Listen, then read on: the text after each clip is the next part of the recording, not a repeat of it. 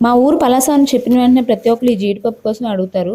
అలాంటి ఈ జీడిపప్పుని మేమెలా ఇంట్లో రోస్ట్ చేసుకుంటాం అనేది మీకు ఈ వీడియోలో అయితే చూపిస్తున్నాను. హ్మ్. ఫస్ట్ అయితే మనకు హోల్స్ ఉన్న తపేలా అయితే తీసుకొని దాని మీద పొయ్యిల మీద పెట్టుకోవాలి. పొయ్యి మీద పెట్టుకొని బాగా ఎండిన జీడిపప్పునైతే అందులో వేసుకొని బాగా కలుపుతూ ఉండాలి. ఈ హోల్స్ ఎందుకు పెట్టామంటే ఇలా జీడనేది కిందన కారుతూ ఉంటుంది దానికోసమే. లేదు అంటే ఆ జీడిపప్పు అనేది మనకి ఎగిరి మన స్కిన్ అన్నది కాల్చే అవకాశం ఉంటుంది. సో, చాలా జాగ్రత్తగా మనం ఇది కాల్చుకుంటూ ఉండాలి. బాగా రోస్ట్ చేసిన జీడిపప్పునైతే మళ్ళీ ఇలాగా సాండ్ మీద వేసేసి దాని మీద ఇసుక వేసేయాలి. దానివల్ల అయితే మనకి హీట్ తగ్గుతది. అండ్ ఈ టెక్నిక్ అయితే ఇప్పుడెవరు పాటించట్లేదు. ఇప్పుడు అందరూ బాయిలింగ్ ప్రాసెస్ అయితే తీసుకుంటున్నారు జీడిపప్పునైతే. బాగా రోస్ట్ చేసుకున్న జీడిపప్పుని మనం ఇలా కొట్టుకొని లోపలున్న పప్పునైతే తినేయడమే. టేస్ట్ అయితే చాలా బావుంటుంది. 100 టైమ్స్ ఎక్కువగా ఉంటుంది బాయిలింగ్ ప్రాసెస్‌లో ఉన్న జీడిపప్పు కంటే.